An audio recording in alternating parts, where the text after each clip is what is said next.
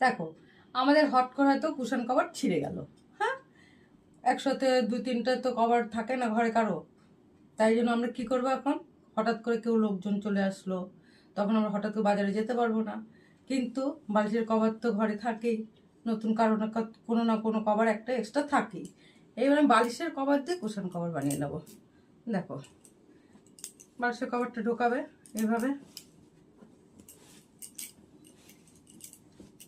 ঢোকালে এবার এই এই হাতটা দিয়ে প্রথমে এটা ভরলে, তারপরে নিচের থেকে নিয়ে সবগুলো ভরে দিলে, সেলাই ছাড়াই, কোনো সেলাই করতে হবে না,